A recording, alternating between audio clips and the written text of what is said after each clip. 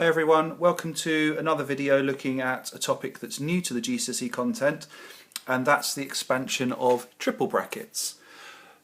These are actually a lot more straightforward and easy to do than you realise, particularly if you're already okay at expanding quadratics or two brackets. So I'm going to show you the method for doing A, and then we're going to look at slightly more complex ones in part B here and also in part C, but the principles will remain the same. So it's important that we take our time with A and make sure we get the structure right. So let's move this question down here, and we're going to start by expanding this. Now, if you've watched my previous video on expanding brackets, you'll notice that I favour the claw method or the bouncy method or foil method, depending on however you want to call it or however your teachers called it. For these triple brackets, however, I'm going to go back to a grid construction because it will help you identify the number of multiplication terms you're going to have to do later in the question, and the foil or the claw or when you draw the lines, it does get quite confusing. So, step one, we're going to expand our first two brackets together, ignoring the third one completely. So we're going to do x plus 3, and we're going to multiply that by x plus 2, which is a traditional quadratic expansion. So that's going to give us 4 terms, hence the name quadratic. So we're going to multiply these terms together. So we're going to start here with x times x, which is x squared. Then in this cell here, we're going to do x multiplied by positive 3, which is positive 3x. In this cell here, we're going to do x multiplied by positive 2, which is positive 2x. And then in this cell here, we're going to do positive 3 times positive 2, which is positive 6. Let's write that out then as a final answer. We've got x squared, and then we've got 3x plus 2x, because those two terms can go together because they're both x terms. So that gives us 5x. And then we've got plus 6 here on its own. So the first two brackets here, the x plus 3 and the x plus 2, have been expanded together to give us the simplified expression x squared plus 5x plus 6. So that will be our answer to the first two brackets here, and we've still got bracket number 3 to consider, which is x plus 1. So technically our remaining question is to do this. We're going to expand this bracket by this. So let's put that into a grid, and now you'll understand why the grid method is a better approach here in terms of keeping the layout nice and simple. So we've got x squared, we've got plus 5x, we've got plus 6, and we're going to multiply these three terms by x and plus 1, x and plus 1. So you'll see with our grid now, we're actually going to end up with 6 terms when we do the multiplication here. So, in our first box here, we're going to have x multiplied by x squared, which is x cubed. In here, we're going to have positive 5x multiplied by x, so that's positive 5x squared. In here, we're going to have positive 6 multiplied by x, so positive 6x. In here, we're going to have x squared multiplied by 1, well that's just 1x squared, and we don't need to write the 1 there. In here we're going to have positive 5x multiplied by 1, so that's positive 5x. And in here we're going to have positive 6 multiplied by positive 1, which is positive 6. That then is going to give us our 6 terms, so let's read these out now. We've got an x cubed here, then here we've got a plus 5x squared, here we've got a plus 6x, here we've got a plus 1x squared, here we've got plus 5x, and here we've got plus 6. And don't forget the question asked us to simplify, so we're going to simplify this. This is the only cubed term, there's no others with a power of 3 here, so we're going to have x cubed on its own. Here we have a squared term, and here we have a squared term, so we've got plus 5x squared, so I've got 5x squareds, and I'm going to add another one to them, so I'm going to end up with 6x squared, so that's them done. Here I've got some x's, and here I've got some x's, so they can go together. So I've got 6 x's, and I add another 5 x's, so that's going to give me 11 x's. And then here on the end, I've got a plus 6, and there's no other numbers all by themselves to go with. So our final answer for expanding a triple bracket is x cubed plus 6x squared plus 11x plus 6. Okay, let's have a look at B then, which is more or less the same as A, I suppose. It's just going to take a lot more work because there's a lot more work to do in it because there's got 2 questions and then the final answer is we're going to subtract them. So let's just cover up our work from A, and now we're going to move down to doing B. Okay, what's B telling us to do then? Well, it's telling us to take this bracket and cube it, so times it by itself 3 times. So we've got 2x minus 3 times 2x minus 3 times 2x minus 3, and then we're going to subtract from that this bracket cubed. So x minus 4 times x minus 4 times x minus 4. So in effect we've got 2 questions like the first one. Obviously we need to be conscious that there's also some negative signs in these, so we're going to have to be careful with that when we do them, but the method will be the same as it was in part A.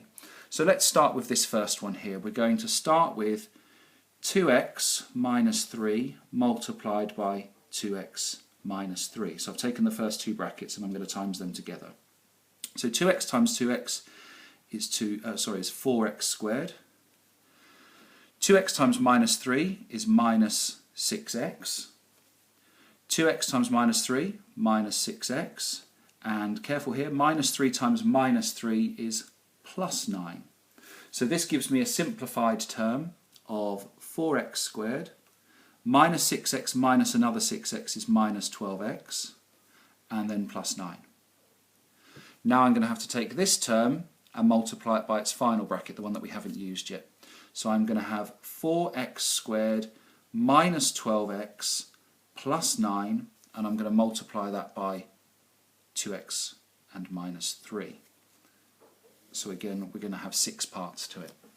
Okay, so we're going to have 4x squared multiplied by 2x, which is going to be 8x cubed. We're going to have minus 12x times by 2x, it's minus 24x squared. We're going to have 9 multiplied by 2x, which is 18x. We're going to have 4x squared multiplied by minus 3, so that's minus 12x squared. We're going to have minus 12x times minus 3, so that's going to be plus 36x. And then we're going to have positive 9 multiplied by minus 3, which is minus 27.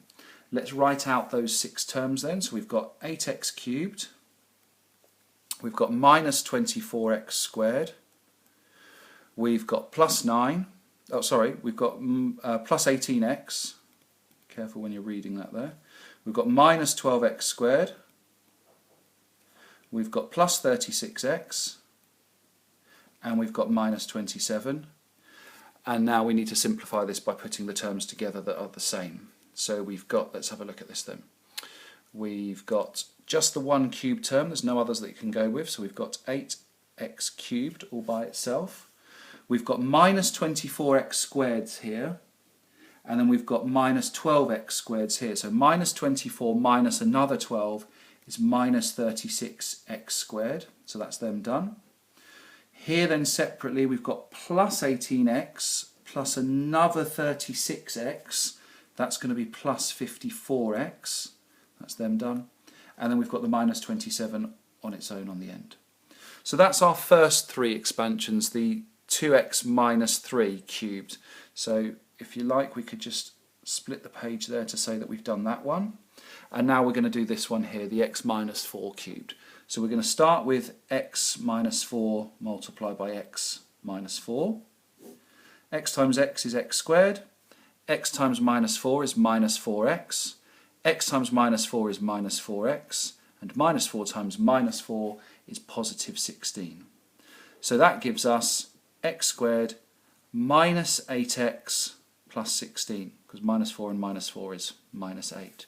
So we end up with x squared minus 8x plus 16, and we're going to multiply that by our third bracket, the third one of x minus 4, and we're going to get our triple expansion. So x times x squared is going to be x cubed.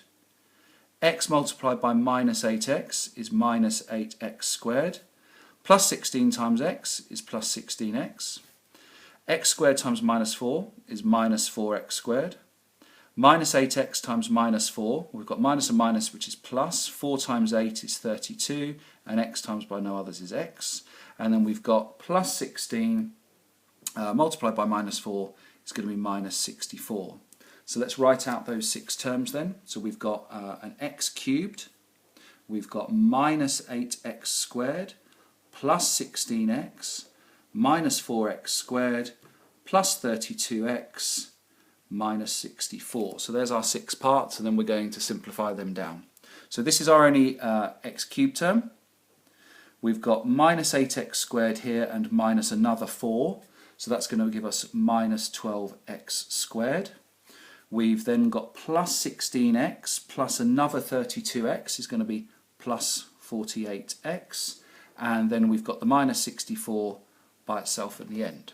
So we now have the 2 parts to our question, and the question at the beginning reminded us to subtract. So we've got the subtract sign here that we're going to have to carry down.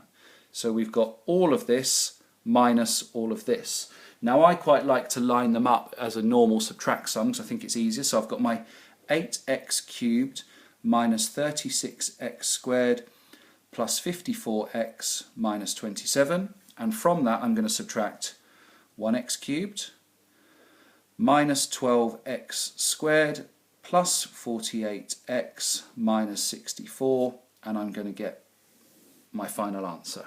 So let's just take like terms from like terms. So we've got 8x cubed minus 1x cubed is going to be 7x cubed. Then we've got, and we're going to have to be really careful here, minus 36x squared minus 12x squared. And the minus and the minus we know becomes a plus. So it's actually minus 36x squared plus 12x squared. So go up 12 places. So minus 24x squared. We've then got 54x minus 48x, which gives us 6x. And then we've got, again, one of these ones we have to be careful on, minus 27 minus 64, so that's going to become plus 64. So minus 27 plus 64 is plus 37. A lot of work there, I appreciate that, but this is going to be worth a lot of marks, and it's new to the GCSE, so it's going to be a topic they're probably going to want to assess us on. Let's finish off this video by having a look at that third and final part of this question. I'll just move that back down there for you. Now this is a bit of a problem solving one because it's going to be based on the principles we've just looked at, which is can you expand triple brackets, but it's given us the question but we're missing one of the terms here, and it's given us the answer. So we're going to have to use our knowledge of how to expand triple brackets to see if we can find out the missing value here. Well, as I said to you in part A and part B, the first part of all of these questions is to multiply 2 of the brackets together. Usually we multiply the first 2 together, but we can't do that because we don't know this. So let's multiply this bracket and this bracket. Like we know from multiplication, it doesn't actually matter which order you multiplied things in, so we're going to multiply these 2 together.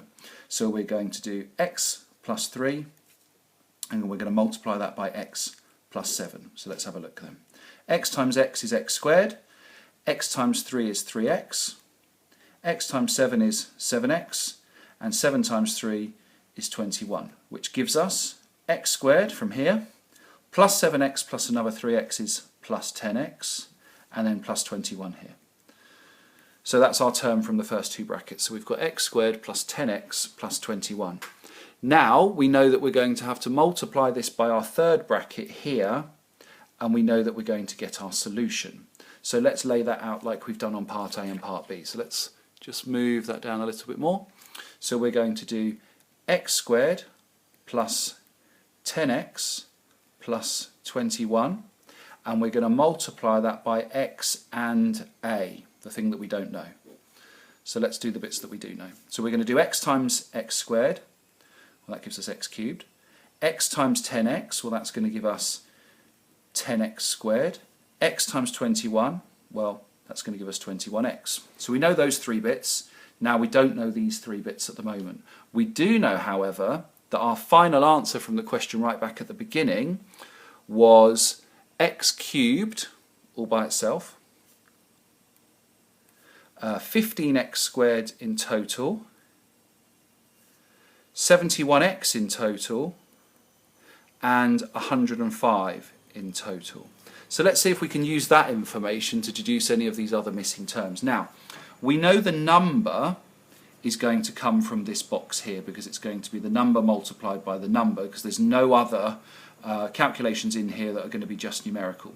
So what we're asking ourselves is if I want 105 to appear here, 21 times what is going to give me 105. Or we could do the inverse operation. 105 divided by 21 will give me this.